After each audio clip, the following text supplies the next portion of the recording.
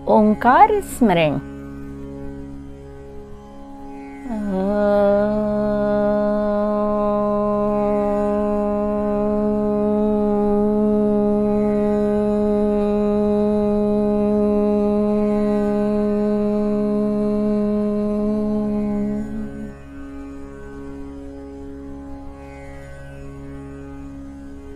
दोस्तों, आज की कहानी यत्र नार्यस्तु पूज्यन्ते। एक बार भीम को पता चला कि धर्मराज युधिष्ठिर ने द्रौपदी के पैर दबाए हैं, तो उसे बड़ी ग्लानि हुई। वह सोचने लगा कि अब तो उल्टा ही होने लगा है। जहां पत्नी को पति की सेवा करनी चाहिए, वहां पति पत्नी की सेवा करने लगा है। यह काम युधिष्ठिर ही कर सकते हैं, मैं तो ऐसा कदापि नहीं करूंगा। बात श्री कृष्ण को मालूम ही। वे भीम के पास आए और बोले, आज रात्रि को सामने के वटवृक्ष पर छिप कर बैठना और जो कुछ दिखाई दे उसे चुपचाप देखते रहना, पर घबराना बिल्कुल नहीं। इस पर भीम बोला, कृष्ण, तुम मुझ महापराक्रमी को, जिसके नाम से कौरवों के खेमे में हलचल मच जाती है, डरने की सलाह दे रहे हो।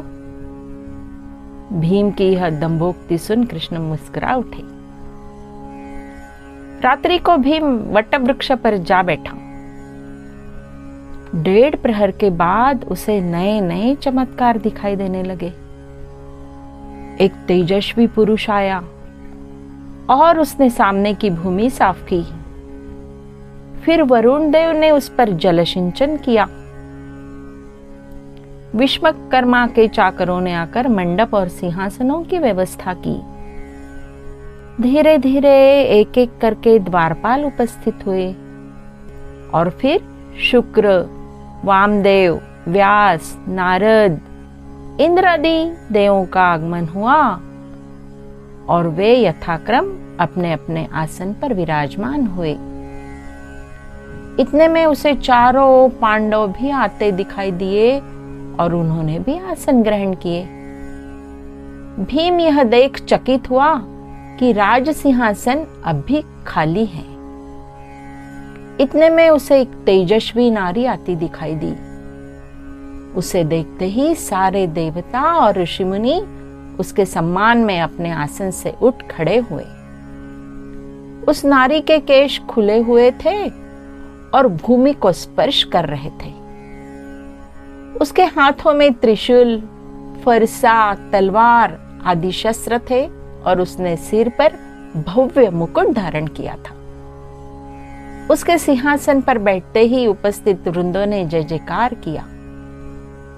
भीम ने सोचा कि यह तो महामाया मालूम पड़ती है, किंतु जब उसने सूक्ष्मता से निरीक्षण किया तो उसे वह स्त्री और कोई नहीं वरन द्रौपदी ही दिखाई दी।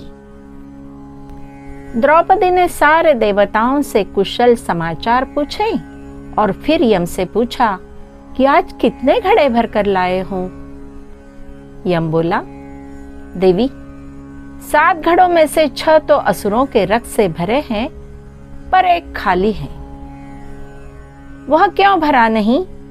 पूछे जाने पर उसने उत्तर दिया, अभी कौरव पांडवों का युद्ध चल रहा है, उसमें भीम के रक्त से यह घड़ा भरा जाएगा। द्रौपदी ने पुनः प्रश्न किया, इसे भीम के रक्त से क्यों भरना है? उत्तर मिला, क्योंकि उसे अपनी शक्ति का बड़ा ही गर्व है। तब तो इसमें देर नहीं लगनी चाहिए। द्रौपदी ने आदेश दिया, युद्ध के लिए न रुककर इसे अभी भरा जाए। इस पर यम बोला, भीम अभी कहीं दिखाई नहीं देता, वह संभवतः कहीं छिपा हुआ है। इतने में नारद खड़े हुए और बोले, भीम सामने के उस वटवृक्ष पर बैठा है। अब तो भीम भय से कांपने लगा। उसका शरीर पसीने से तर हो गया। उसने सोचा, इस आपत्ति से द्रौपदी ही उसे बचा सकती है, उसी की शरण जाना चाहिए।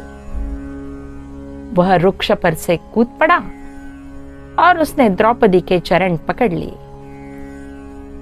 इतने में श्री कृष्ण के शब्द सुनाई पड़े, अरे भीम, इतने पराक्रमी होकर भी तुम अपनी पत्नी के पैर पकड़ रहे हो। इस पर भीम ने उत्तर दिया, द्रौपदी सामान्य स्त्री नहीं, प्रत्युत साक्षात महामाया है।